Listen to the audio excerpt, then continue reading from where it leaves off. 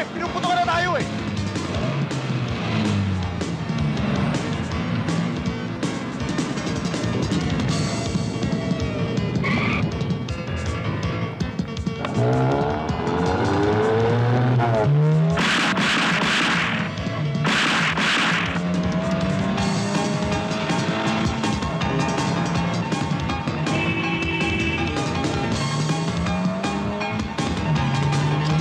Rapa mo!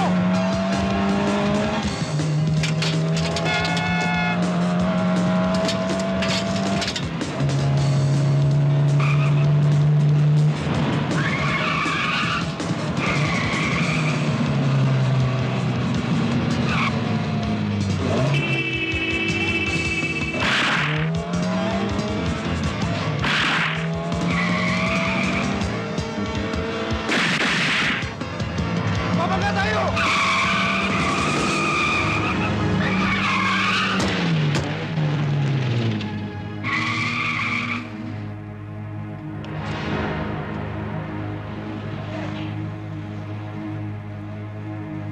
Oh, ano? Bilangin na natin.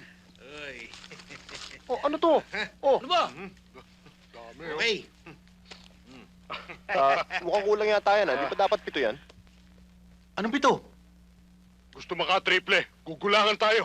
Teka lang, 5 lang tayo. Di ba napagkasundo na natin yan? Opo. Iba na usapan. Wala yun. Steal lang yun. Pare, huwag mo na intindihin yan. Sige Siyempre. na, party mo na. O, parehas to. Pasapukin na lang natin kaya yan. Oh, pwede namang pati kayo kasama kung gusto nyo. Lumabas din ang totoong kulay mo. Gusto mo saluhin to? Pare-pareho tayo naghirap dito, pare. Ang hihina pala ng memorya nyo, no? Paalala ko nga ulit sa inyo. 2 parte, di ba, ng pagkasundo natin, mapupunta sa mga taga rito. Di ba? Yung matitira 5. Yun ang paghahati-hatihan natin. Eh di malaking kabawasan sa paghahatian natin. Pambira kayo. Ang dami naman ito eh. Eh, ano kayo kung mabawasan? Hoy, kaya natin gagawin yon para meron tayong lunggang susutan sa oras ng kagipitan. Naintindihan mo?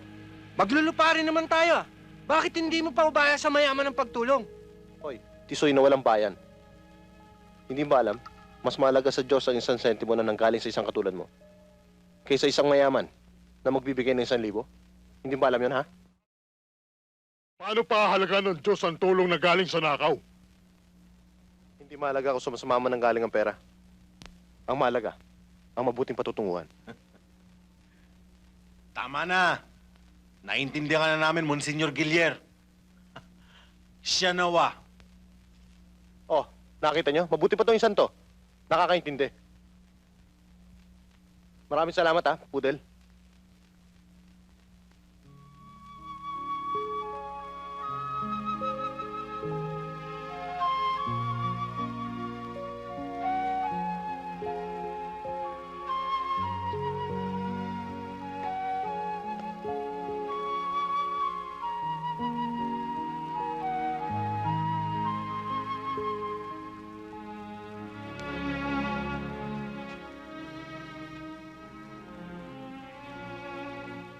Malalim yata ang iniisip mo.